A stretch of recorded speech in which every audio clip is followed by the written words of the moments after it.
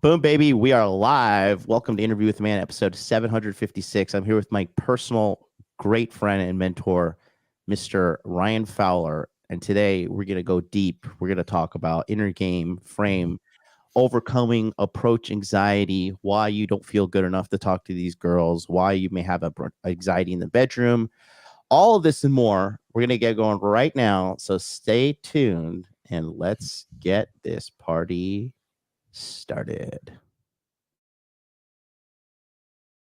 Connection established.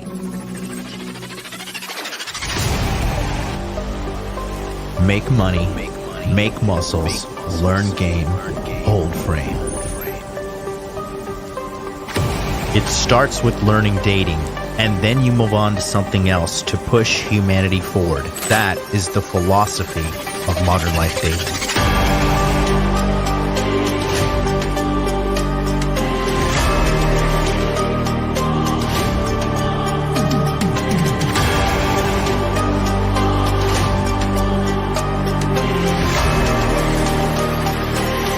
I am teaching you how to be strong.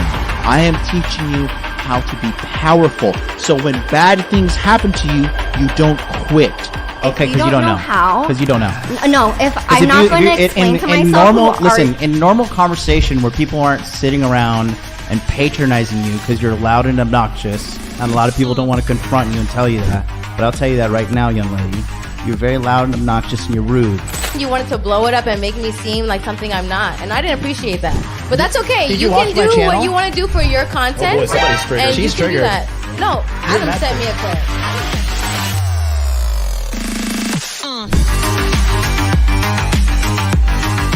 You should want a woman that you can build with. She can build me a sandwich.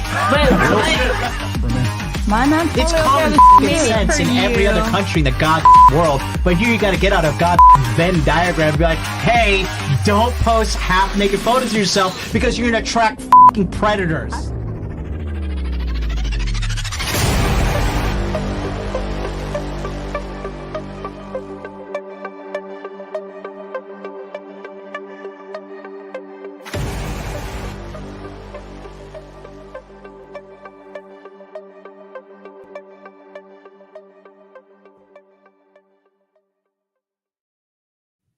Love Man, the samurai sword, bro. You like that? That gets me hyped. Did you see that? Is that your first time seeing it? That is, I've seen it before, but I forgot it was in there. And that is like quintessential Japan badass right there, man. Tokyo badass. If you want to play Yakuza or one of those video games in Japan, you know, like the GTA 5 version of the Japanese video game in Tokyo. That would be pretty cool, like Tokyo Vice City. Yeah. Yeah. All right. Well, guys, welcome to today's show. I'm joined here by Mr. Ryan Fowler. And if you guys don't know, Ryan is actually probably the cornerstone of my success in getting it to the next level, because in 2019, you know, I love the comments. I always reply to the comments, and somebody saw that I was, you know, doing my little affirmation thing and kind of like forcing my subconscious mind to develop. And he didn't think I was crazy. He was like, "You're onto something. Let me talk a little bit more."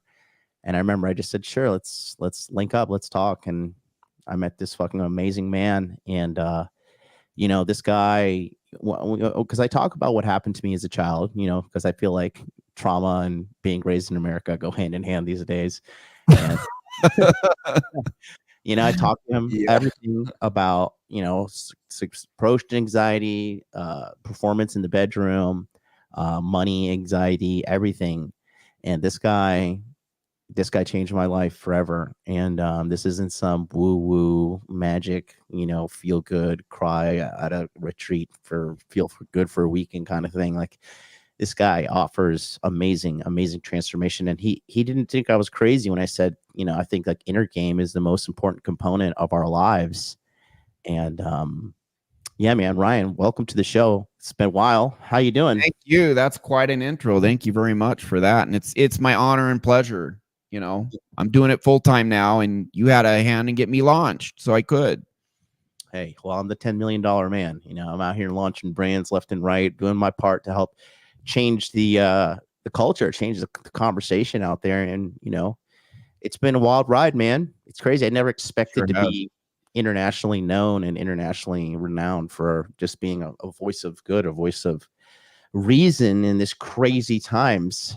So where are you located now? Where in the world are you now, Ryan? I'm in Mexico City right now. Last year, I spent half the year in Costa Rica, half the year in Mexico, and figured I would choose the best of the two to live in, and I like Mexico City more. I might get out to Merida in a couple of years, but right now, Mexico City's happening, man. Mm-hmm. And they have Amazon Prime. They got like 95% the convenience of the States and a whole bunch extra. So it's a pretty nice place to be. I've seen, I hate people in general that complain, but I see a lot of people complaining, saying Mexico City is the same cost as America, and it's not. It's just like it's becoming. It's the same and cheaper. Overall, it's a little cheaper, but it just depends. You're what's funny is your passport, bro, too. And a lot of people don't realize that. How do you feel now that you've left America? How's your life changed? How's everything changed, real quick? Because the guys want to talk about pussy. The guys love the pussy. Well, I got a lot of that, but so here's the thing: is 12 years ago, I had manic depression, I had CPTSD. I was an incel virgin until I was 30. Very abusive childhood, full-blown NPD. Mother, not physical abuse, but just psychological abuse, which is every bit as or more damaging. Worse. And worse, because it will screw up your psychology, your subconscious, your internal world. Used to have just tons of rage and just anxiety all the time, like nonstop anxiety all the time. Just couldn't fall asleep because of anxiety, etc. So, now I'm in Mexico. Things are great. I will say this last year has been somewhat challenging. I owned a quarter of a roofing company. Majority owner died. The company had to shut down. I've had challenges. That sucked. I think I handled it so much fantastically better than I would have had I been in my trauma. Onward and upward. Let's keep moving. It's all, and it was a challenge. It's a challenge moving to another country. You know what it's like. You're in Japan. So my Spanish still sucks. It is getting better. Thank goodness for Google Translate.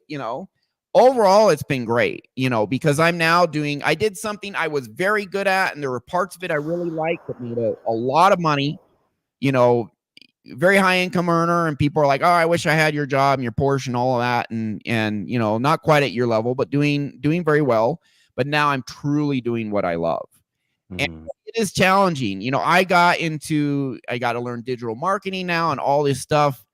And it's challenging. You're learning stuff, I'm F-bombing my camera when it doesn't work, but I've gotten better at using my camera. So now I don't F-bomb it because I know how to use it. But there are always challenges in life. But man, when you get your inner world good, you just keep moving forward. And all in all, I just feel grateful and blessed. I have amazing friends. I am doing what I love. It feels like a superpower. And even though I've had these challenges, I don't have the massive anxiety I used to have. I overall just, my baseline is good. So no complaints, just gratitude. Yeah, man. It's, I think gratitude is a really good thing. I think I think we live in this kind of Instagram world where people are just so constantly comparing themselves to everybody that, like, feeling good about yourself is almost like a cardinal sin to a degree. You know what I mean? It's wild. It's wild. So, and it's invaded Mexico, the whole Instagram thing, to a point, but it's not as nearly as bad as the States, man. Oh my God. It's crazy. It's super crazy. Yeah. I just don't even think people realize, like, Instagram's just not real. It's the highlight of people's lives. Yeah. It's not, it's not really a good measure of individual. So shout out to our friend Laurent is in the house. He said, so hot, St. Greta has put you guys on her list. Thank you so much for that one. Appreciate you there, Laurent. Laurent's a good friend of us, friend of mine here in Tokyo, the wine master. This guy knows everything about wine. Yeah, has he ever talk shit about American wine to you? No. He told me that you were, I talk to Laurent all the time. He told me you were getting into the fancy French wine and he was helping you out because he's a French man in Japan. Yeah, I think if you could drink wine, you got to drink French wine. Honestly, I mean, it's just he calls American wine. He's like, oh, you're going to drink some barbecue wine. You're going to drink barbecue wine. He's like, no, barbecue wine. I've never heard that. That's awesome. Like, I'm going to use that. I'm totally using that. It is garbage. Shut up and take my money. I'll be back in Dallas for 4 days on Monday, so I'll find an opportunity to trash some American wine when I'm back. Have you ever had Opus One before? No. I mean, it's supposed to be like the creme de la creme of wine. It's like $800,000 a bottle. I've had some before. Good grief. But I'm a big fan of the Bordeaux's and the Saint Julien and all those things. It's a little bit of a hobby I've picked up, but lately I've just been living super clean. So if I drink anything, I'm just miserable. I don't know wines at all. Yeah, but he's a great guy. He's a great guy. Another great guy that you've helped.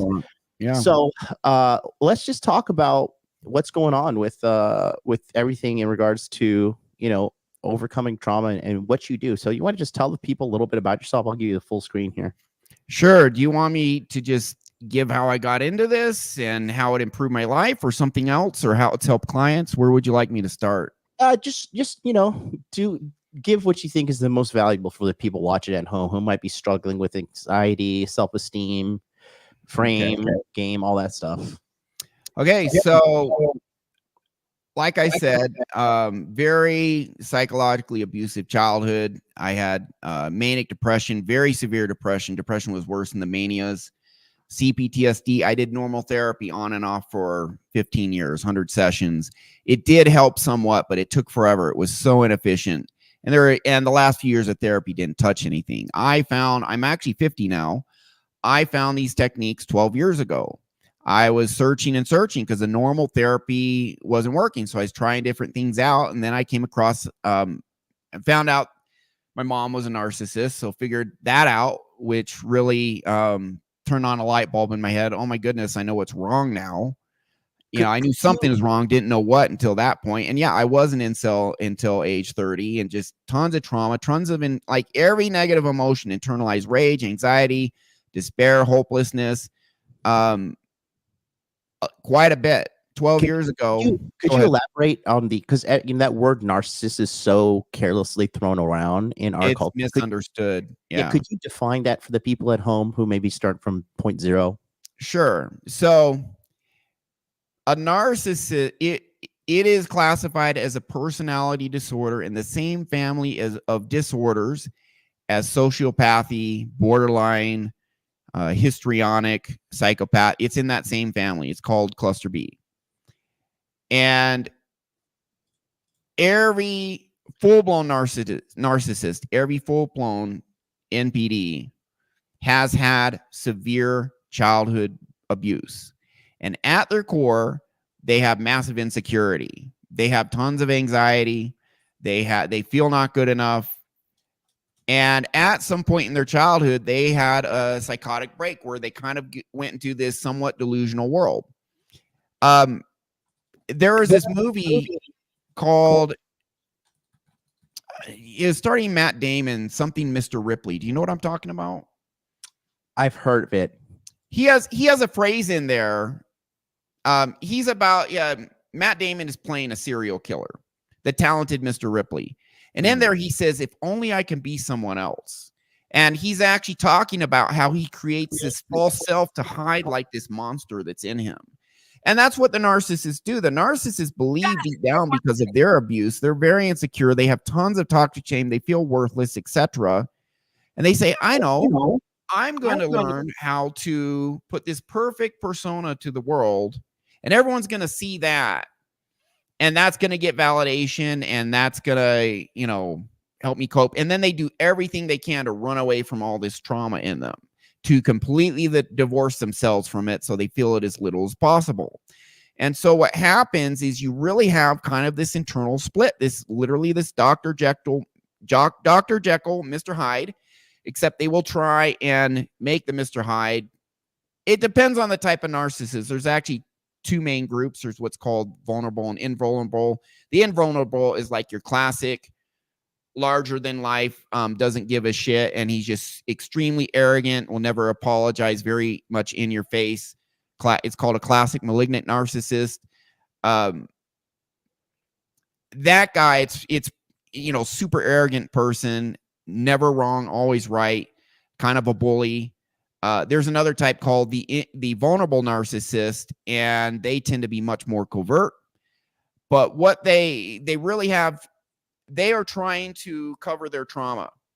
And what you got to understand is subconscious trauma is extremely painful. The number one subconscious trauma is toxic shame, feeling not good enough in some way. It's an extremely painful feeling. It could be you're worthless, you're not who you should be, you're a creep, you're a loser, you're inadequate. But it's some sort of I did something bad, but I am bad. I am wrong. And it's the most severe type of subconscious trauma. People do everything they can to run away with this. And we're going to talk later about approach anxiety with women. And guess what? The reason guys don't approach beautiful women is they're trying to avoid triggering their toxic shame. So we'll get into that. But people become alcoholics to numb out their psychological trauma, their toxic shame. A person will just shut down their feelings, and they can become a sociopath. They won't shut down their anger, but they'll try and shut down other emotions, and now they're a sociopath. Or they'll become a people pleaser. They'll be validation seeking, beta male thirst. And I used to be, hey, if I only could get this beautiful, find a pretty, not even beautiful, just a pretty girl to love me, then I'll be good enough. And so I was super thirsty beta, and women are turned off by that. Women want a man who's strong above all. Psychologically strong, physically strong, all of it, especially psychologically, because a psychologically strong man is going to go places. So anyways, narcissism is a way to cope with toxic shame, just like an alcoholic uses alcohol. And what they do is they say, I'm going to project this very charismatic persona to the outside world to get validation to counteract my toxic shame. That validation is never enough that they get from the outside world. So the other thing they do is they become emotional bullies. And what a bully does, like a schoolyard bully who physically bullies other kids, is that bully feels insignificant, small, powerless. And then he beats up some other kid and he says, I actually feel pretty powerful now. So beating the crap out of some small, weak kid counteracts his feelings of powerlessness. Well, a narcissist will do that emotionally. If they can manipulate someone, they power trip off of that. If they can make someone feel bad, then they're like, see, I'm not inconsequential. I'm not worthless and useless. I have power. I just had an effect on that person. So they will, and this is called narcissistic supply. They either present themselves as this really great person to get validation, and that's the outside persona they project to the world. They'll get some narcissistic supply that way. It's never enough. So the other way is be an emotional bully and power trip off of manipulating others, making them feel worthless. And they project the worthlessness in them and put it on everyone in the world around them, and then make those closest to them feel worthless. So if you're in a family with a narcissistic parent, that's going to suck. If you're in a narcissistic relationship, your girlfriend or your boyfriend is a narcissist, they are going to use you, and gradually over time you're going to feel more and more worthless, and they're going to use all sorts of psychological warfare, so much covert stuff. They're going to make you question your own reality so that you don't even realize that they're abusing you. You're like a fish in dirty water. You're like, my lungs hurt, I don't know why, or my gills hurt, don't know why. Well, it's like a fish who's been in a dirty pond their whole life. They know something's wrong, but they have no idea why, because dirty water's all they've known. And when they do things very, very gradually and ramp up the abuse very gradually and very covertly, especially when you're in a relationship with a significant other, they can turn that other person in the relationship, a narcissist can turn that person into just a depressed shell and kind of make them crazy in a way. They're victims. So it's a very complicated and very insidious and can be a very psychologically severe type of abuse. So my complex PTSD, my manic depression, my internalized anger and rage, and my constant anxiety, it was because my mom would use psychological acts of microterrorism against me multiple times a day to try and power trip off of that to counter her shame in her. And that's what narcissists do. Let's build on that a little bit. So Sure. let me ask you something for the guys at home, right? Oops, excuse me. Yeah. What would you say for somebody, because a lot of people don't even realize they're being abused or being manipulated or being Yeah. treated better. What are some telltale signs of you are absolutely dealing with a NPD person, or a person with narcissistic personality disorder, or some narcissistic personality tendencies? Could you Well, I'll tell you the tendencies. It used to be that narcissism was much more men than women, but the most recent studies actually show there's just as many female narcissists now because as there are men, and in general, it's up. There's this one lady, she's out of, I forgot the name of the university, just did a show on her my YouTube channel. I'm Ryan Fowler, SOS. Dr. Ramaswamy, she said now about 1 in 6 people demonstrate strong narcissistic traits, and 1 in 10 are full-blown narcissists in our society. So, and probably social media is probably the catalyst for that. It has gone up quite a bit. There is a lady, her YouTube channel, The Happy Wife School. She talks about women who mistreat their husbands. And what she says is a really good example of female narcissism, which is if you meet a woman who will criticize you but never admit her own faults, that is a strong narcissistic trait. Whoa. If you meet someone who thinks their way is the best and the greatest, but you want it your way, they just ignore it or they shame it. And women in today's modern society, now I live in Mexico. I lived in the Philippines for 2 years. You live in Japan. There are things your average United States woman does that most women in Mexico don't do. And it's not, so what I'm talking about is not female nature. It's a product of a sick society. So if there is a woman who won't apologize, I have women all the time in Mexico apologize. And I if I screw up, I'll say, yeah, I'm sorry. You know, I'm not apologizing all the time because I don't screw up all the time. And hey, little things you just let go. But women apologize to me in the US when they screw up. Yeah, I'm sorry, I'm late. It's no big deal. In the United States, it's like they never apologize. What the hell? That's a narcissistic trait. But if there is a woman who criticizes others but cannot take criticism herself, same thing for guys. There's just as many male narcissists as females, but this is a men's show, and we're going to be getting into dating anxiety, things like that. So since we're on the topic of narcissism, if they think their way of doing things is the right way and your way is wrong or bad, and that is a trait in our modern society. When a lot of, again, I'm not crapping on women. I am crapping on a sick society that is in some respects narcissistic. They have a saying, and I've heard Rollo say this, by Rollo Tomasi, I've heard many others say this: men nowadays are treated like defective women. Because the truth is, as a man, I have my God-given evolutionary way of doing things. We want, I'm 50, I love 20-something-year-old women. That is not a bug, it's a feature. But if you're in the United, and by the way, in Mexico, most of them don't care. In fact, I'm dating them, right? But in the United States, you will see these women shame men for that. But it is not a bug, it's a feature. And so if you see a woman who says, my way is the right way, and again, this is very covert, but then a man asserts the way he wants something and she shames him for that, for just being a man, that is narcissism. Her way's right, his way's wrong, always. The Duluth model. Do you know what the Duluth model is? It's an abuse model made by the United States government, right? Yeah, well, there was a psychological study done, but it was a very poor study, and it was very poor conclusions done. And the Duluth model, I don't even think it was a study even, but it was adopted by police forces nationwide. which is if there's a domestic dispute, the man automatically goes to jail, no matter what. Guilty until presumed innocent. That's narcissistic. If this person is always right, no matter what, and the other and anyone who disagrees with that person is always wrong, that is narcissism. So our very culture has become infused with narcissism. Does that make sense? Do you see where I'm coming from? Yeah.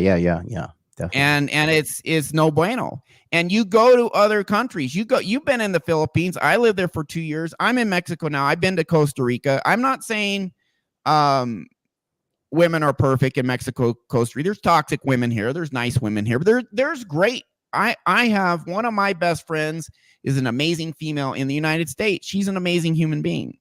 So you can find good and bad everywhere. But the Western culture has increasingly become more narcissistic, and that's why women have now completely caught up. So women are just as narcissistic as men in the United States, and that's what the latest data shows. But then you have a bunch of women who are borderline personality disorder. That is a whole other can of worms, you know.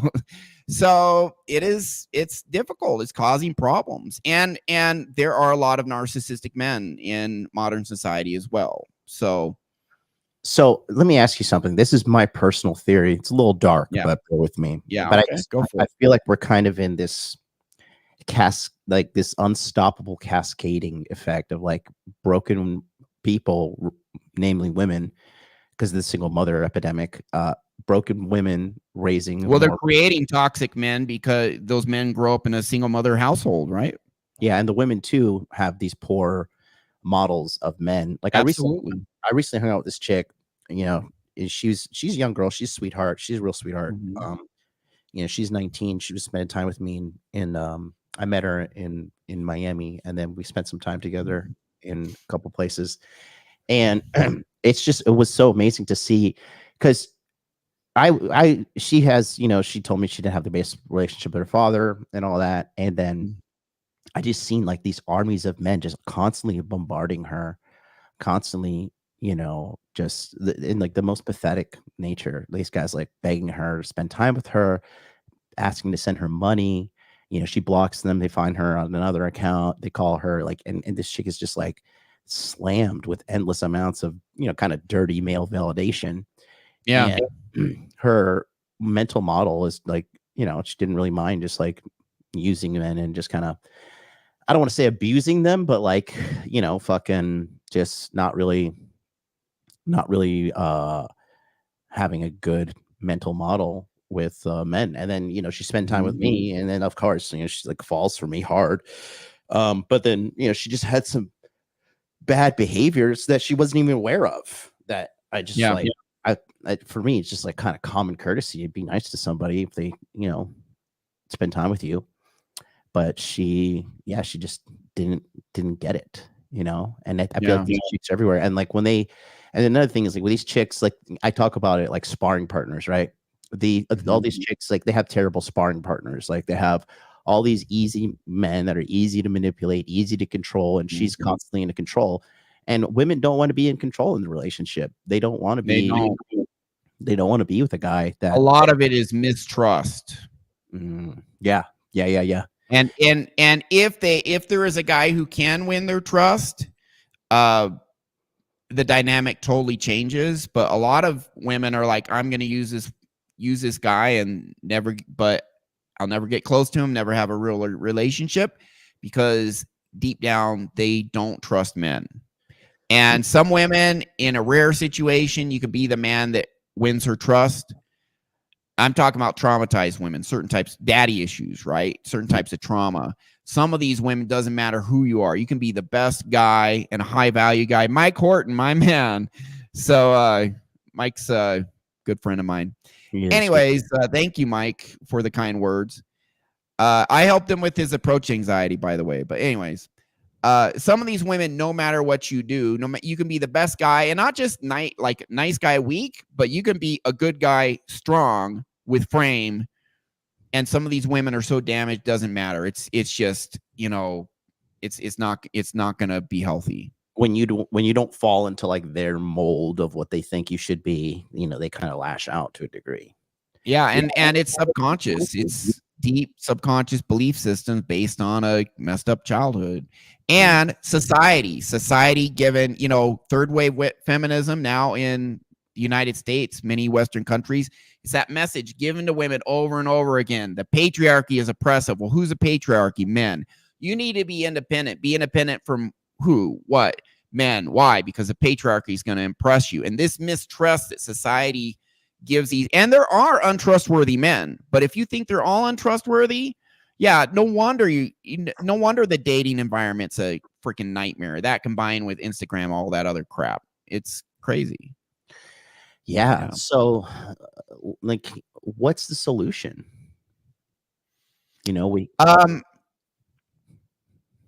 So here's the thing. Let's say you're in the United States and you can't get to a country where there's less trauma or, at least less negative societal messages.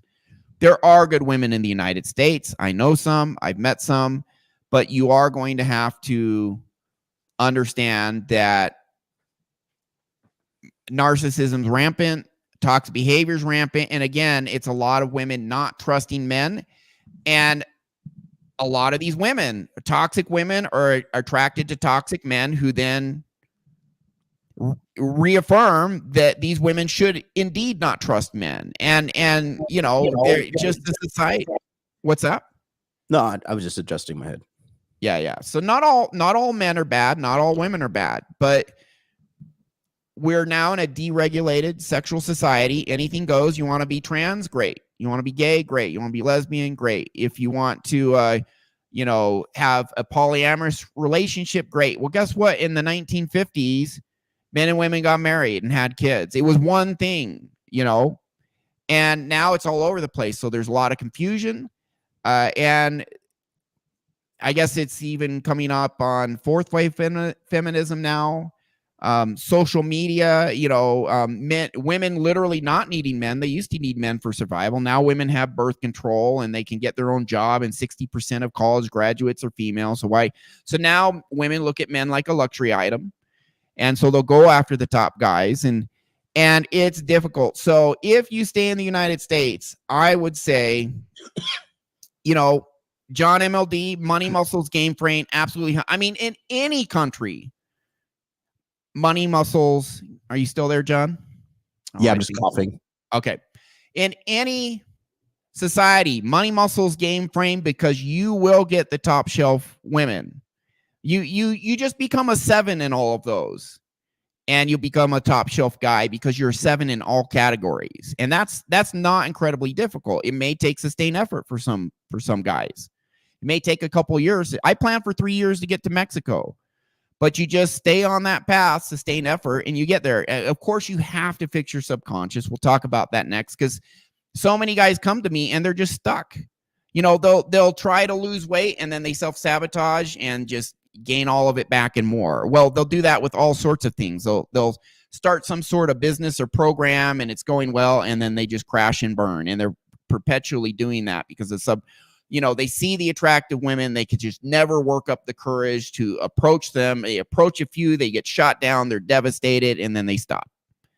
And so you got to when we clear subconscious trauma, we get all that out of the way, where it's like, now you can just move forward. You don't have all this anxiety. You believe in yourself. You believe in your ability and value. When you feel good about yourself, you're going to go to the gym more, if that's a priority.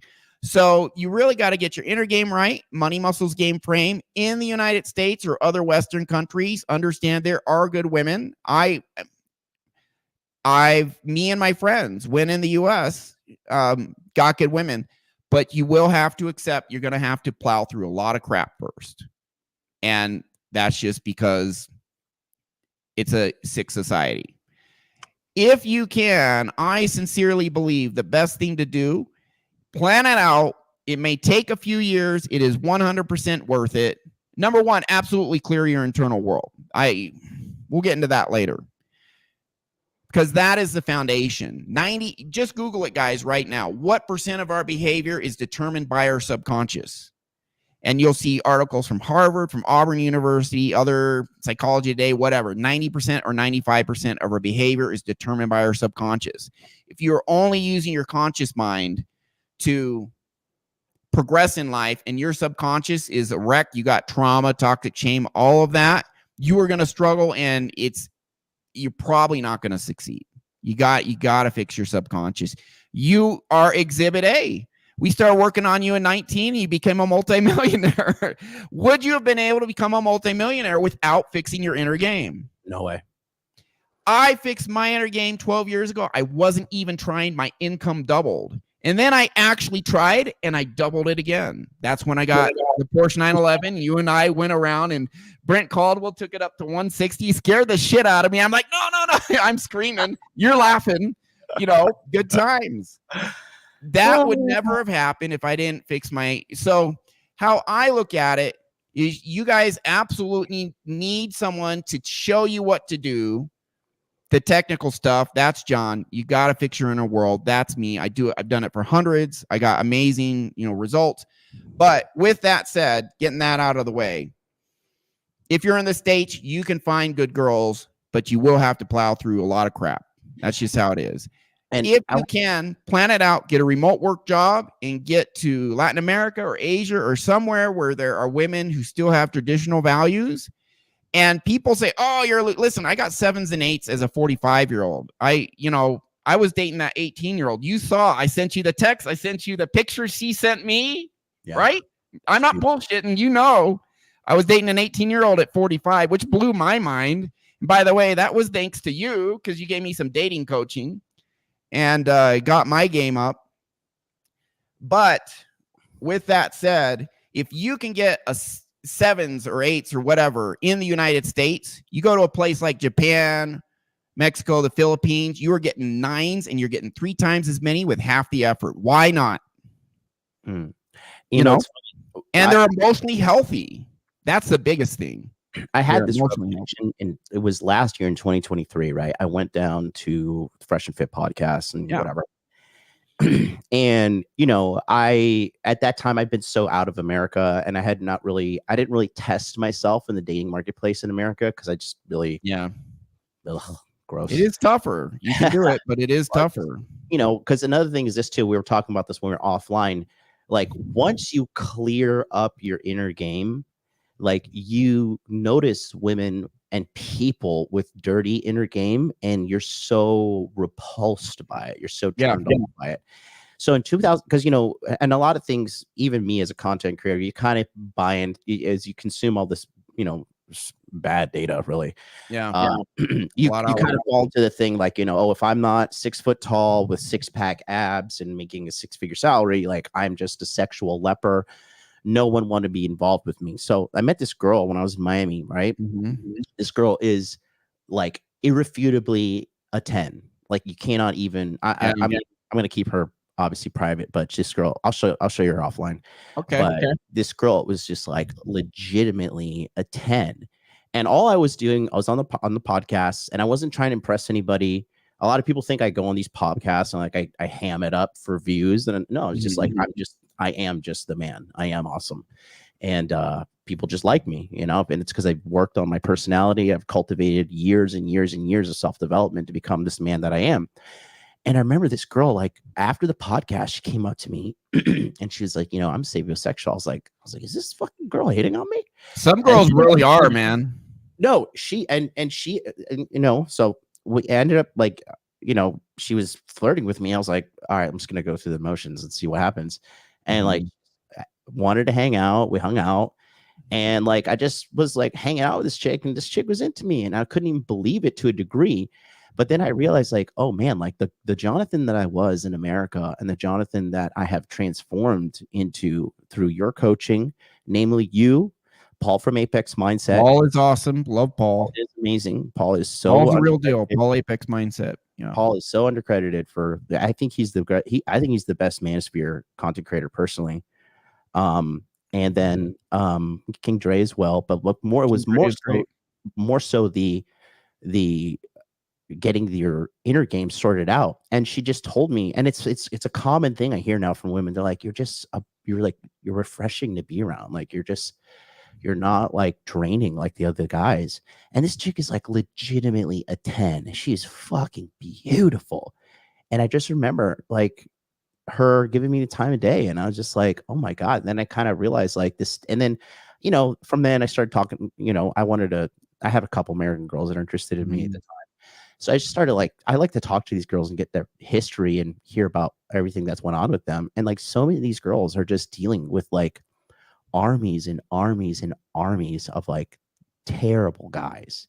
And so they become kind of jaded. But then when they finally get a guy who's like sound in his inner game and just has confidence and has, fucking frame right here, like they can't help themselves but be drawn to you. And that really and at that time too, I was a little chubby and I was like fucking not really, I was just living my life, resorts, trips, all that shit. And, dude, I was dating a 10 last year in Mexico and she was 28 and I was 49. Mm-hmm. And I really want to dive hard into this. Yeah. It's huge. You're hitting on something really, really important. And what I noticed is when I fixed my inner world, especially, so I fixed my inner world, fixed my depression, all of that. I didn't date for about 5 years after that. I dated for a little bit and then went MGTOW for like 3 years and then met you and said, hey, I'm going to fix this. Men and women are meant to be together. I didn't date for a while because I previously dated women to try and get them to validate me so I'd feel good enough. And then I realized I'm good enough just as I am. What do I need women? I'll just view porn. But after a while, and when I met you, it's like men and women are supposed to be together. The porn's an illusion. It's not real. So it's not a real, there is a whole dimension of existence you will not experience if you do not have healthy intersexual relationships. A whole dimension of your life opens up. And so when I got with you and I actually worked specifically on my subconscious programs that kept me from getting the girls, kept me from pulling the trigger, too nervous, etc., too anxious, all tight, not just approaching women, anxiety and dating, anxiety to flirt and sexualize instead of be the friendly guy, anxiety, just to pull the trigger, go for the kiss, just anxiety in the bedroom, all sorts of anxiety. Got that fixed. And all of a sudden I'm like, my sexual market value is a whole point higher. I'm getting more girls and they are noticeably more attractive. And that was all inner game. Now, that was 5 years ago. I'm, now in Mexico, just by going to Mexico, yes, you gain another point of SMV. Mm-hmm. But if you're a 3, well, guess what? Now you're 4. So, or 4.5, so you still have to have game. You still have to be in decent shape and have something going on with your life, here in Mexico. But what I have noticed is you are right. I used to think there's only a small percent of people messed up and the rest, everyone else is normal. No, it's a bell curve. There's a few people emotionally healthy. There's a few people extremely traumatized. There's everyone in the middle who has some level of trauma. Mm-hmm. And that absolutely gets in the way of intersexual relationships, especially with just the diseased culture and society and social media and everything else and online dating, all of that. That throws another wrench into things in Western culture. But I have the best relationships with women now. And there's a few things I've noticed. I have 18-year-old girls that are attracted to me now, and I'm freaking 50. And you may think that's sick and wrong or whatever, but women are they are starving for clean, strong, masculine energy because your average guy does not have that. Your average, and it may not be the guy's fault. It's his responsibility to fix it, and yes, he can. Any guy can fix their crap. But yeah, you being raised by a single mom, you don't have that masculine presence. Or for me, my dad would just super shut down. He's kind of like a wall. The wall's just there, So, and then the society, our society treats the women's way of doing things as the correct way. The boys' way as wrong, bad, shameful. How dare you as a 50-year-old want a 20-year-old? Well, that's how we're wired. That's the most biologically fertile women. That's just how it is. That's not wrong. You know, now if a 20-year-old doesn't want a 50-year-old, okay, you don't want them. Fine. There's nothing wrong with that either. But with that said,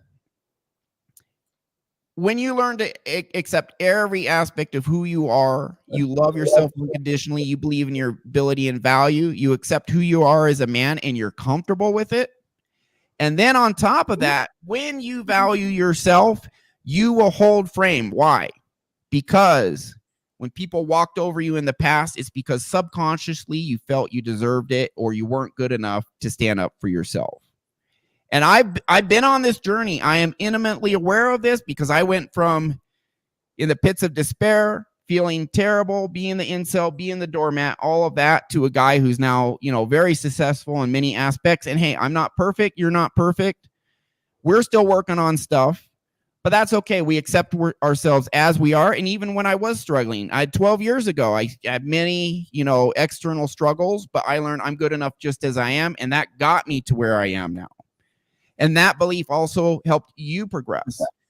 But with that said, when a woman, when you believe in your ability and value, that means I'm allowed to get what I want. That means I matter. So if someone tries to pull shit on me, that's not acceptable. And you don't have to pull shit on them. You just say, nope, it's a boundary. It's not, oh, okay, I'm going to fight fire with fire and be a dick to you because you're a dick to me. It's like, no, it's like, this is unacceptable. I'm out of here, or there's going to be consequences or just whatever. And when you become that type of guy, that is what a man, that's what every man should be, which is being who they really are. That's like the lion. Every like guy is born with this spark of like a lion in them, and it's just extinguished by all this shit. Rekindle that spark. And when you are like, when you know deep down, I'm enough just for who I am, the real me is the best part of me. There's only one me in the universe. Therefore, I have something unique to offer to the world. When you have that deep down in your core, and when you realize the real me is the best part of me, fuck society. I'm not out to harm society or anything like that, but I do matter, and what I want matters.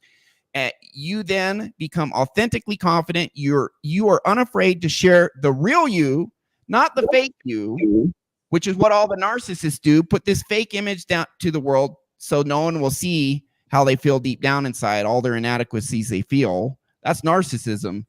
You are the true, authentically confident you. Right there, how many men do that? Just that, how many men do you think are completely comfortable in their own skin? They fully embrace who they are. And if someone doesn't see their value, they know they still have value. That person just can't see it. How many men do you know who truly embody that? Yeah. And it's funny because, like, what's funny too is, like, when you do realize your value, and the source of you realizing your value is extreme levels of self-love. Would you agree with that statement? Yeah. Yeah. But you also accept your flaw. I don't have to be perfect to be good enough. I'm good enough right now. My flaws are just something to work on. It's a skill to develop. It's something to practice. The more I do anything, the better I get. But listen, when you get to this, when you really feel this in your core, that is freaking crack cocaine for women, because everyone knows to get the women to swipe right on the app, you got to stick out. Well, that may not come through on the app, but when you're on a date with these women in person, it absolutely comes through, because so few men have that. And that is the true masculine presence that they are freaking starving for, because it's so hard to find. And all it is an internal belief system. And it's crazy because, like, when I have things real quick. Shout out to DeAndre. Shout out to you. He just signed up for the Masculine Empowerment Network. Don't forget to join us in the Telegram chat and be coming to all the webinars where Ryan will be speaking. So another thing is this too, like, when you enforce your boundaries on these girls, because if they treat you poorly, whatever, and you're like, that's not okay. Like, they don't know what to do, and they panic, and then they freaking try their damnedest to keep you. And it's so funny because they have the upper hand in negotiations, and you're like, well, you're doing X, Y, and Z. This is not okay. Because most guys they tolerate anything. And that's why these girls are so conditioned into treating men poorly, because they freaking just walk all over these guys, financially extort these guys, emotionally extort these guys, run these guys through the fucking ringer. Yeah. They just are so broken inside that they just tolerate it. And then on top of that, the girls don't want you to tolerate it. They want you to fight back. They want you to be a man, but they don't know. They may not even consciously know this, but their subconscious knows. Yes. Yeah. Yes. And they want a strong man. And when you finally, it's funny because it's like a life-changing experience for them when they date you. Because they're just like, they're just like, oh, well, damn, I really you caused them to have a moment of introspection, because a lot of these chicks, they're running wild, man. These chicks are lying, cheating, just doing all this crazy stuff because no guy is like, hey, don't fucking do that to me, And then for me, if a girl does some shit like that, I don't know. I know my value, and it's not even about being, money or whatever. I just know my value as an individual. Yeah. As Jonathan, that I'm not going to tolerate that, and I will replace you, and you will, statistically speaking, from just a psychological standpoint, you will not replace me. You will not replace me. There's only one John MLD. And then in the sea of damaged and broken men out there, good luck, because that's the only thing that can possibly help you is luck. So when we talk about inner game and stuff, I don't because everybody wants pussy. Every guy comes to pussy, pussy, pussy, pussy. I want girls. I want girls. I want girls. I get it. But I'm telling you, if you cultivate a rock solid internal world that is filled with love and peace, women are the last thing you have to worry about. They will find you. They will gravitate towards you. They will, they will do whatever a woman, when they love you, bro, a woman will do whatever. She will pay money. She will abandon her religion. She'll abandon her family. They will do whatever they can to lock you down because they know how rare you are, and they have an experience, a backlog of terrible, terrible, terrible guys that they've dealt with. Yeah. And they know they don't want to go back to that wasteland. I want to ask you a question real quick. Sure, I got a couple things to point out, but you can go first, then I'll go. You want to? Is it to build off of what I just said? Yeah, exactly. Yeah, go ahead. I really want to tell you guys. So after I got the I am enough just as I am, I mean, get it in your core. Get it where you feel it 100% deep down. That's what I do. Subconscious reprogramming, core identity work. That was just absolutely huge, changed my life when I got that in my core. But when it came specifically dating to women, there's another belief I adopted that was just absolutely massive, and I got it in my core, and it changed everything with dating. This is a belief system that changed everything with dating for me. It is better to lose the woman than to lose my self-respect. Yes. That right there, if you believe that deep down, number one, that means you value yourself, right? And number two, if you're willing to lose a woman rather than lose your self-respect, that's frame, baby. That's ultimate boundary enforcement. And if you feel that, you got to feel it deep down. Listen, I know what I used to know. I know what they are now, but 7 years ago, I knew what a shit test was. I knew women do stuff to push your psychological buttons to see if you're insecure. I had memorized how to respond when they do it, the little scripts and everything. And then women would shit test me and I would fail the shit test. Why? Because my subconscious, which directs 95% of our behavior, it would get triggered. They'd trigger my insecurities. I'd internally kind of freak out and I'd fail the shit test. And then like a minute later, damn it, I failed a shit test with another girl and now she won't text me back. She goes to me. But when you feel this in your core, it's better to lose a woman than to lose your self-respect. All of a sudden, women treat you better. Because women are so freaking good at picking up on right micro expressions and vibes and all the, they will actually shit test you far less once you get to the point where you naturally pass shit tests. And how you naturally pass it is she's just doing women shit. It has nothing to do with me. And I would rather lose her than lose my self-respect. Okay, you're not going to respect me? All right, have a great life. And that's when they start chasing you, by the way. Would you agree? Yeah. Oh, yeah. I mean, like I said, the greatest currency in our time is not a guy who's because a lot of these guys, and this is kind of counterintuitive, but a lot of these guys who are super rich, super jacked, super high status, a lot of that is compensation for feeling internally like shit. Yeah. You know, so they'll get with these guys and then they would be like, you know, thinking that, oh, this like society tells me this is what I want. And then this guy is a damaged individual. And his like to have a healthy, clean internal world right now is the ultimate currency in this fucked up world. Because it's so rare. It is. Rare. And that's why I don't worry about money. I don't worry about women because I know that I've done the work that I will attract what is due to me. And I've not like, I can't remember the last time I've not had a woman in my life. Like these girls, they come and they stick to you and it's amazing. They mold to you. Your hobbies become their hobbies. You know, I say I don't want to drink. Guess who doesn't want to drink all of a sudden? I say I want to exercise. Guess who wants to go buy fucking exercise clothes? I like to stay at home, cook, clean, just chill at home, be a homebody. They want to fucking cook, clean, stay at home, be a homebody. Yeah. So yeah, and some of for me, my experience is some of these women, they'll even drop off the radar for like a week or 2 weeks or a month, sometimes even 2 months.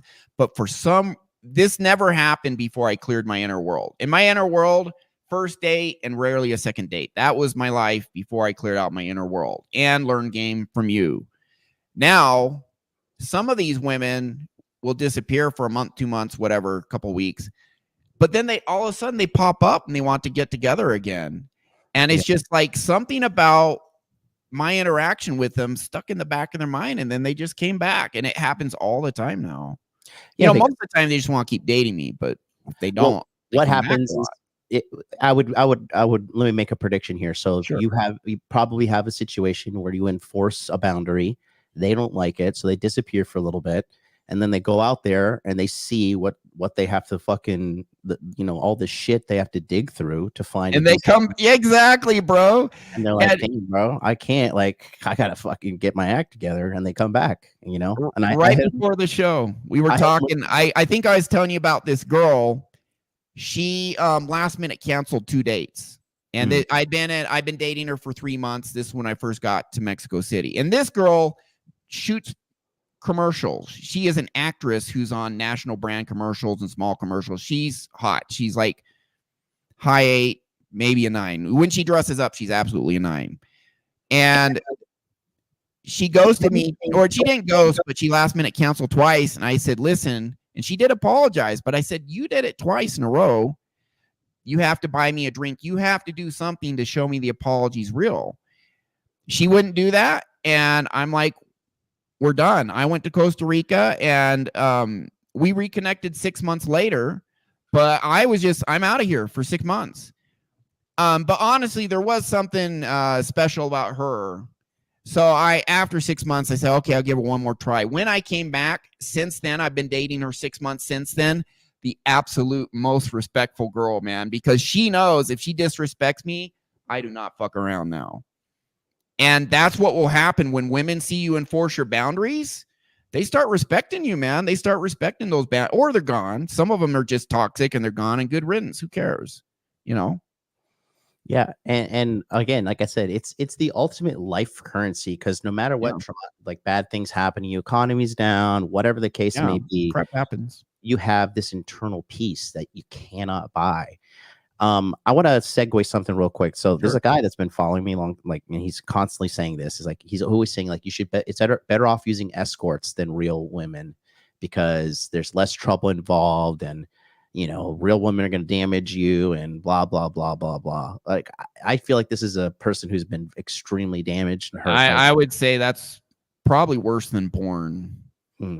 It's just glorified masturbation, you know. Well, because those girls truly don't give a crap about you, and you're kind of dealing with, in some ways, kind of a shell of a woman. A kind of? That's nice of you. Kind of? Okay, well, pretty much. The interaction, you're going through the motions, but all the things. Listen, man, I have been the guy. It's the highest ROI. I said the high. Okay, cool. All right. listen, I'm sure the really high end ones are good at faking it, but they're still faking it. I'm trying to figure out how to put this correctly. I said earlier, there's a whole new dimension of living when you have healthy intersexual relationships. Yes. And listen, I was the guy. I was an incel till I was 30. I would view porn. I would do all of that. And you know, honestly, I don't think porn is the end of the world, but it's kind of like drinking alcohol. It can absolutely be a problem. You know, you might vary somewhat from me on that. Again, I don't think it's the end of the world, but yeah, can it be a problem? Yeah, absolutely. Big one. It's a fake relationship. It's a substitute for an absolute, you know, it's a substitute for a real good relationship. Maybe you don't believe you can get the good relationship, or you're using it as a drug to cover stuff up. Okay. But the thing with, at least with porn, there's no risk there. You know, with escorts, not only is it absolutely hollow, but you're dealing with a real woman, but it might as well be a sex robot, you know, you guys, when you have emotionally healthy relationships with women, there's a whole new dimension there. You are completely missing out. And you're probably actually thinking over time that this escort is what women are really like. And it's just not true at all. You know, same thing with porn. You know, that's not what women are like. Women are absolutely sexual creatures. Are you still there? Or you disappeared, Jonathan? Did you pop off? Okay, so I'll keep talking until you're back. Women are actually sexual creatures. They absolutely love sex. But like it or not, and it is a good thing when it's a good woman. There is such a great dimension of human interaction that is involved in healthy relationships, and you just flat out don't get that if it's just straight up. I'm sorry, but he's money. You're not gonna. There's no justifying this. Okay. Yeah. He's saying it's hard to go back to regular dating. Doug, you are a simp. Okay. You are a damaged and broken individual, and somebody needs to tell this to you. Okay. You're a damaged and broken individual, and you are viewing sex like this. You're so broken and damaged that you think that paying a prostitute, you're using a word, escort, to make yourself feel better. You're using a prostitute who is one of the most mentally damaged kind of person. Like, think about the series of events a woman would have to go through in order for her to be like, you know what? I'm just going to sell my body to men, and selling it to men like you who are broken individuals. Okay. Well, they sell it to men and they have no standards. Anyone who gives them money, they'll hump that guy. They'll screw that guy. Yeah. And that's where these women get really screwed up, because it's actually a core feature of women. They can only have one baby at a time. It better be the right guy that gets them pregnant, a guy who sticks around and is going to be a good guy worth 9 months of pregnancy for. You know, prostitutes, they just throw all that to the wind, say no standards, give me money, you're 300 pounds, I don't care. You know, and that breaks them in a way. And you don't get the good sexual connection. Like you just do not get it. It is an empty fucking connection. It is not worth it. It's dirty. It's hollow. And here's the thing. If you think that's a good sexual connection, then I know you don't have game, and I know you don't have a good relationship with yourself, let alone women. Because if you have a real good emotional connection with a girl, dude, the sex is so much better. And if you think, here's another thing, you don't have game, you're not the man, you're a simp, bro. You're a fucking trick. You don't have game. Because you're afraid of women. That's the bottom line. At the end of the day, all this boils down to is you're a coward. You're afraid of women. You act like you're big, bad, tough guy. You're afraid of a girl. That's you. You're like, oh, I'm going to waste time. I'm going to waste money. No, you're wasting your soul away by going to bed with a whore. And you're championing yourself, spending time with a very psychologically, deeply wounded woman, and that jumps on you. Okay, that you can't. And I know you're not. You listen, bro. You say I'm honestly listening. You can't shun me because I'm right and you're wrong. There's no shunning. You cannot shun the truth. Okay, It's not a good thing. It's not a good thing. Yeah. And then so here it says approach women to maybe get one. Well, hey, it's called being a man. If you can't handle it, then go and enjoy your life with whores. You know how that makes you feel deep down inside. And you're running your bank account. You know, you could be putting that money into the VOO. You could be putting that money into simply the S&P 500. You could be investing in Bitcoin. You could be doing so much things with that money, but you're such a slave to your sexual perversion that you are here on our live stream justifying sleeping with whores. That's sad. It's really just sad, quite frankly. I am going to play good cop. You're being bad cop. I'll play good cop. The thing is, I understand why guys might do that. I'm not excusing it. I understand why guys go MGTOW. Understand why guys go black pill. I mean, I had utter despair. I was virgin till I was 30, you know. So I totally get it. And we do live in a toxic environment where many women are toxic, probably the majority, in my opinion, in Western culture. Doesn't mean there aren't good women. There absolutely are. But listen, man, you can fix your internal world. And if you're really honest with yourself, what you really want is good sex and good intimate connection with a good woman. And maybe you're doing the escort thing because you think you can't have those good connections. But I'm telling you, man, you fix your internal world, you absolutely can. And it is worth it. And I'm coming from the guy, you know, who has had the manic depression, all those, you know, just dating just freaking sucked, man. I just friend zone so hard all the time because I was the weak beta. But when I say weak, I was never a bad person. I was a traumatized person. I had a terrible upbringing. I never had anyone show me. And my dad was shut down. He'd come home, watch TV. He'd either be angry or just watching TV and just kind of ignoring us. But it's because he had no idea how to be a dad because his dad was a narcissist. So he had a lot of issues. So I don't hold that against my, you know, dad. But I understand you may have not had anyone show you how to succeed with women or be a real man, but I'm letting you know we can get you there. If you doubt me, go to my YouTube channel. Just Ryan Fowler SOS. Watch the videos section. There's like 30 interviews there. Dudes just one session, 2 sessions changing their lives. We rewire your deep belief systems, your deep core subconscious.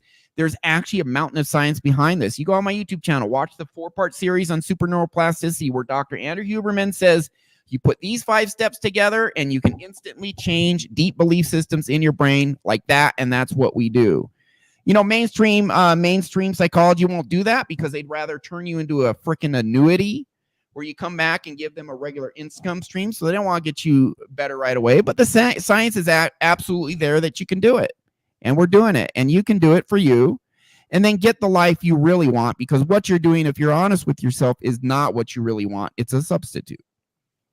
Yeah. And he's saying here too, saying like, you know, what does he say? I don't care about connection. That because you're afraid to be hurt.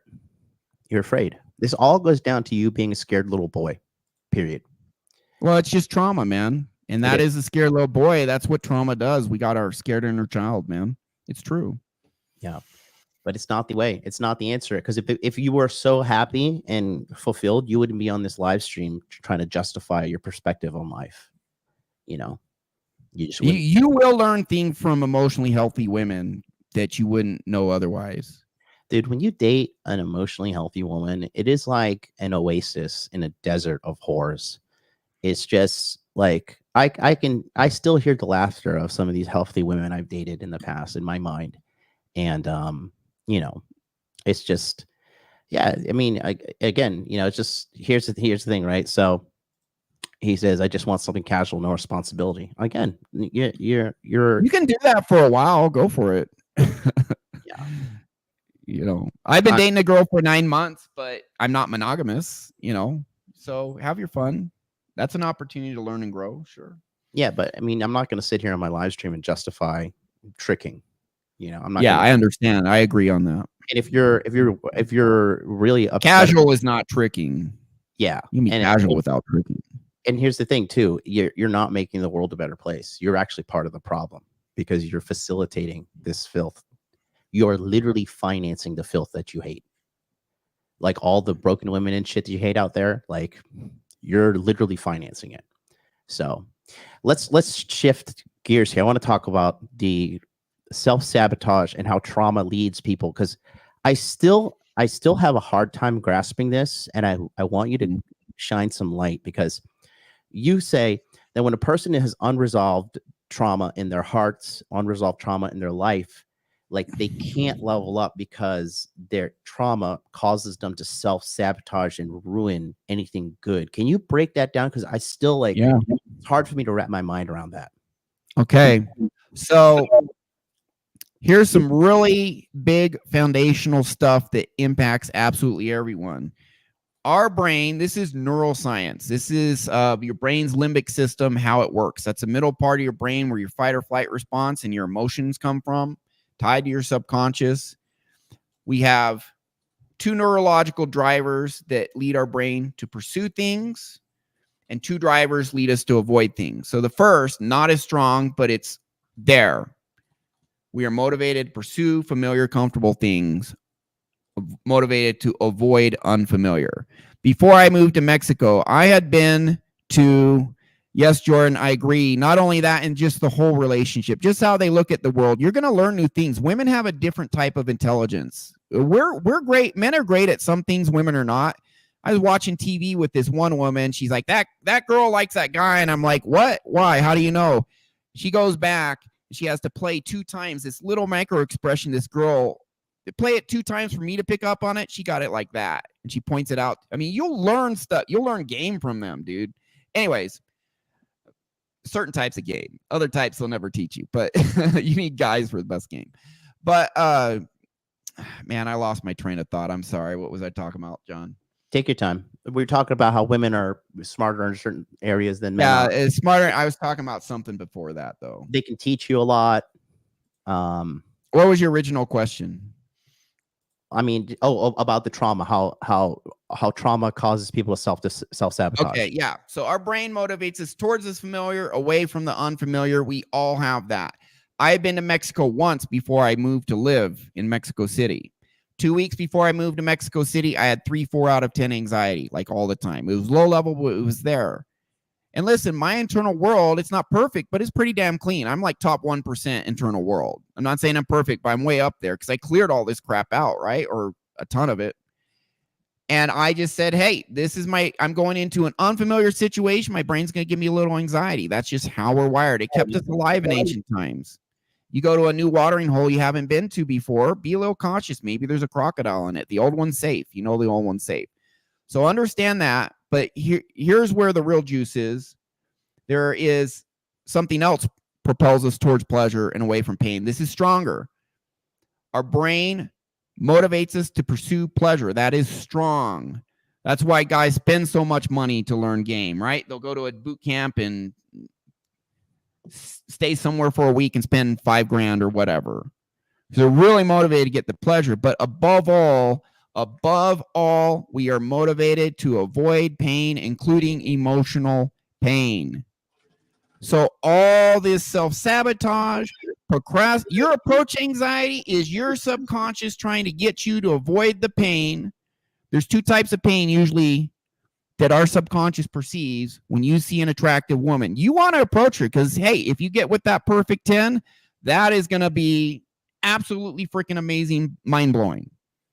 You know, sex with a perfect 10, a relationship with a perfect 10 inside and out. Why don't you approach her? Because above all, our brain wants us to avoid pain, including emotional pain. And if you see a girl and have high approach anxiety, it's because your subconscious is saying one of 2 things, or one or both of 2 things. Number 1, if she rejects you, you're going to feel horrible. You're going to feel like a loser, unattractive. You're embarrassed. You feel like crap, whatever.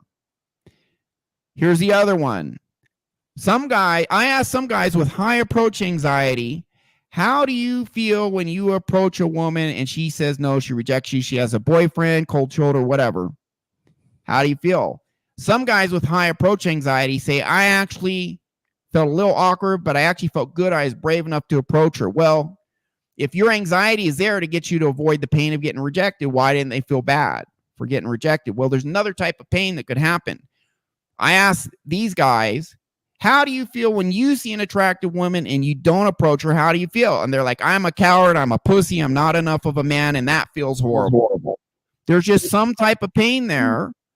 And what happens is anytime we are in a situation where our subconscious mind says, if this goes wrong, there will be pain, the flight part of our fight or flight system kicks in and gives us anxiety. And what our brain is trying to do is saying, avoid this whole situation so you don't feel that pain. And emotional pain is tied to survival of the tribe. 99% of human existence has been in tribes.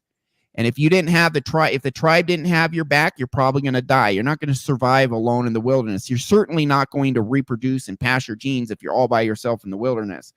So emotional pain is all about don't go against the will of the tribe. And that is tied to survival. By the way, if you want to get to some more neuroscience and some evolutionary psychology, there are anthropologists studying modern hunter-gatherer tribes, Aborigine, etc. And on average, the homicide rate for men in these modern tribes in the Amazon or wherever, 25%. 1 in 4 men in these modern tribes, again, in the middle of nowhere, an exact copy of these ancient tribes, hunter-gatherer tribes. 1 in 4 men are murdered. It's usually intertribal warfare over resources and women. And there's this one tribe in Peru, it's a 60%. 60% of men are murdered, mostly by other tribes. And they're fighting over women and resources. So when you see that attractive women, I can get approach anxiety. I regularly do. Guys come to me, 10 out of 10 approach anxiety. One session down to 3 out of 10, 2 out of 10. There's always going to be a little bit there because we have involved in an environment where if you see a foreign woman, your brain's like, oh, you don't know that woman, other tribe, you might get killed if you approach her. So understand there's some of that at play too. But 90% of approach anxiety is if I approach that woman, either she rejects me or I don't approach her and feel like crap. That's going to feel horrible. And your flight system says, get out of there. Even if leaving and not approaching her causes you to feel bad. This is an ancient part of our brain. It just says there's potential pain here. I'm giving you anxiety to just get you to avoid the whole thing. That belief, if she rejects me, I'm not good enough, I'm a loser, or I'm a coward because I didn't approach her. Those are subconscious programs that we can literally locate in your subconscious, get them out of you, rewire them, replace them with a good program, such as I have massive value just for who I am. If that woman doesn't see my value, doesn't mean I don't have value. It means she can't see it. That's her blindness. That's her problem. That is 0 fucks given alpha male. And that we put that in your core and then boom, like that. Next day, guys go out and 9 out of 10 anxiety down to 2 out of 10. Now, Mike Horton earlier commented on this show. He took my self-hypnosis program and I think I posted the testimonial. It's at least a video short, but I think it's on my YouTube channel right now where he had 9 out of 10 approach anxiety. Self-hypnosis, got that belief out, rewired his subconscious like that.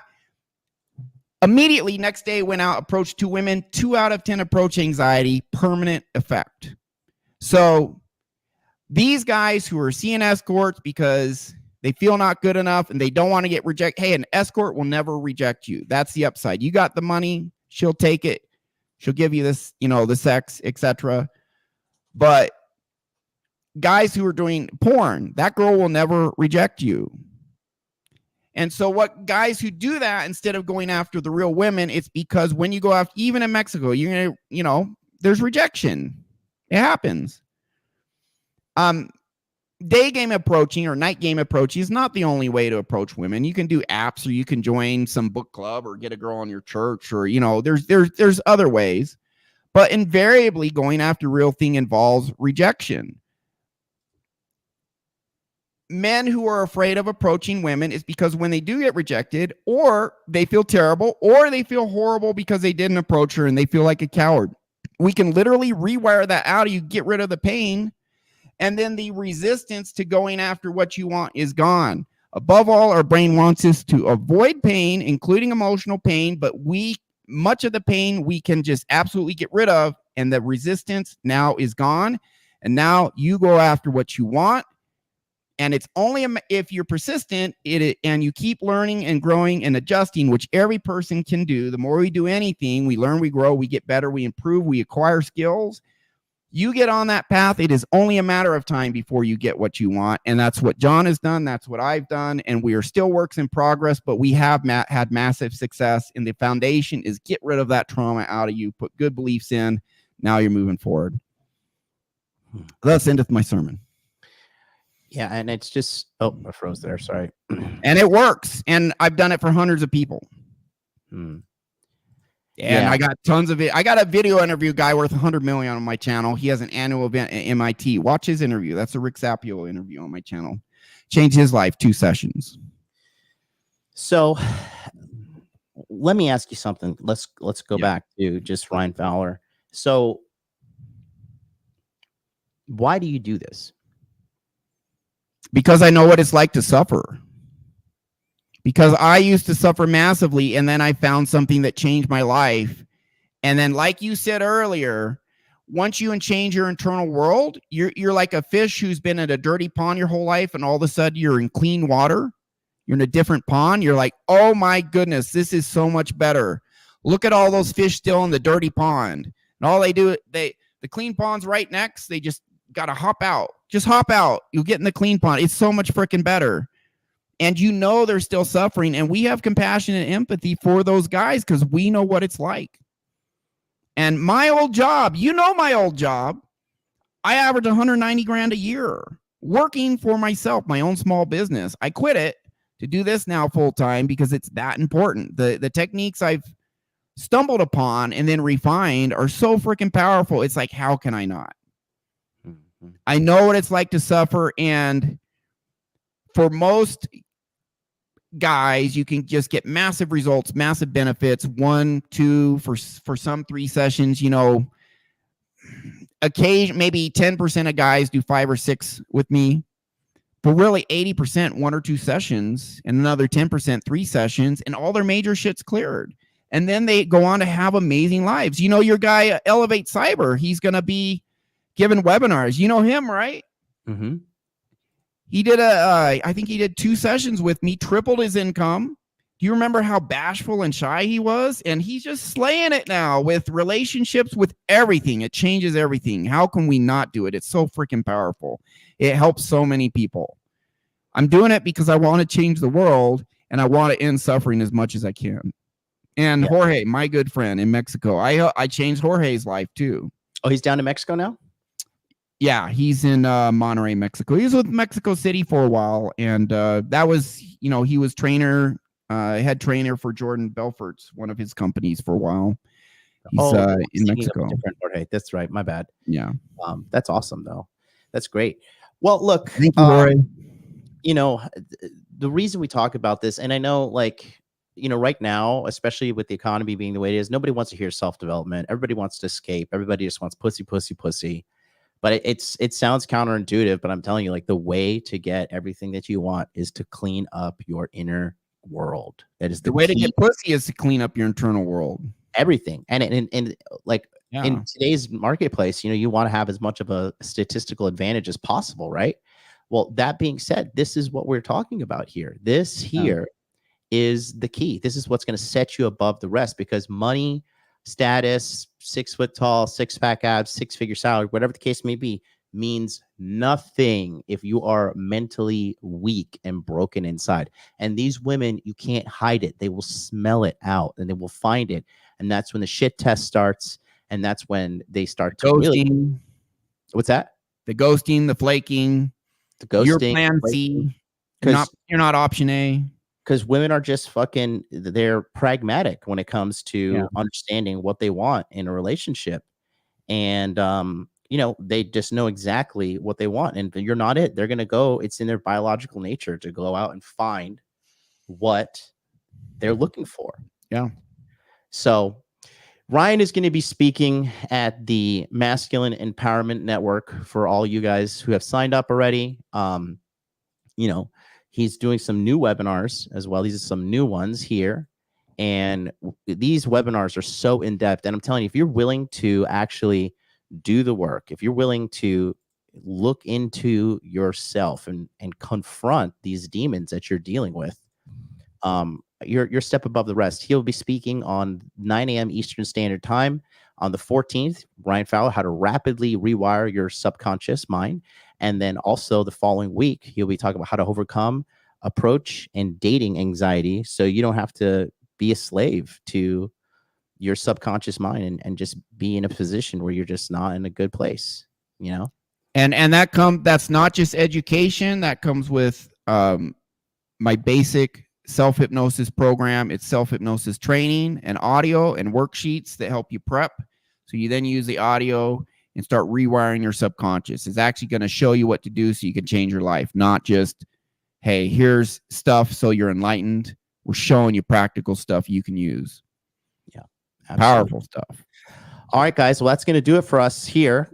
Ryan, thank you so much for being with us today. And again, one more time, guys, just so you know, the Masculine Empowerment Network, the enrollment period is closing because in 2 days, in 3 hours, we're going to be closing up shop here. So you're not going to want to miss out on this, because we have to get going on the live webinar training. Because, I mean, where else are you going to go and have literally 40 hours of coaching right now? And then you get an additional 40 hours at the end of the year because you get grandfathered in to the next batch of webinars. We're going to continue to evolve these webinars. We're going to continue to produce more new webinars. But another thing is this too, like for some people who say like, oh, you're always doing the same webinars. You're always doing the same webinars. That's because you guys aren't changing. Like we're continuously putting the same information out there because there's no change. Some of these guys, you guys joined the Masculine Empowerment Network 1 year, 2 year. You still got a little fat on your body. You're still not really gotten your fashion on point. You're still not really solid with your frame. You're still not fucking doing a lot of things that you need to do. So, you know, if you're not changing, then we can't change what we're telling you, because the problem is still there. Your problems in your life are going to continue to persist and be there with you until you conquer them. Or that's what's going to be, you know, that's your life. That's your life right there. There is definitely new material every webinar series. Like I've never specifically done a webinar on to your group. And again, I have a community and a website, and I do webinars for that, but they're much shorter. They're not as nearly as in depth. The ones I do for you, they could be like 2, 3, 6 hours. Probably shortest one was 3 hours. And I've never done a really in-depth webinar on approach anxiety, sexual anxiety, dating anxiety, and give guys specific tools to overcome that. I've never done that specifically before. That's going to be brand new for you guys. So, well, those who come, I have a special plan that I'm only going to tell to the guys internally. But for the people that do sign up, we're going to go and help you far above and beyond what you expect. I'm not going to make any promises to people. You know, you sign up, you don't. But we're in the business of transformation. We're in the business of making guys' lives, you know, what they need to be. And shout out to Laurent, who says, stay away from hookers and barbecue wines. Love you, Laurent. Love you so much, buddy. And the shout out to Marcelo Dobrich, who just became a YouTube member. Shout out to you, brother. Thank you so much. That's going to do it for us here today, guys. So I'll be back tomorrow with the Red Pill Sunday sermon, and it's going to be a good one. Until then, Ryan, do you want to say anything in closing, my brother? Onward and up. Well, here's what I'll say. Maybe you try 15 different things to improve your life, and the first 14 don't work. The final one changes your life forever. Let me tell you, it is worth it. And John already has an established track record. I already have an established track record. Each time you up level, it's an permanent improvement in your life. And I know there's people out there, you know, pitching self-help crap. I'm telling you my own personal story. I went through the 14, 15 different crap that didn't work. And then I finally found the thing that did 12 years ago.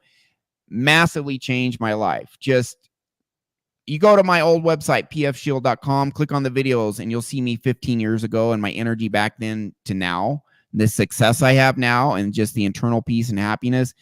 It is worth it. When you find the truth, it is worth it. Or you can stay where you are and live the rest of your life in mediocrity because you never up level, you never take the risk, and then you're on your deathbed with nothing but regret. That's not the life you want. Hey, take the chance. Failing is just learning and growing.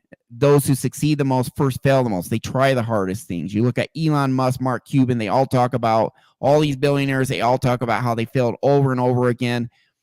That's what you got to do to finally find the success or learn the things that do up level your life. Take that journey because it is so worth it when you get on the other side. Just, you can do it. It is worth it. You are worth it. Awesome. All right, guys. Thanks so much. We'll see you inside the Masculine Empowerment Network. Take my money. And then we'll be here tomorrow as well for the Thanks, Red guys. Pill Study sermon. Until then.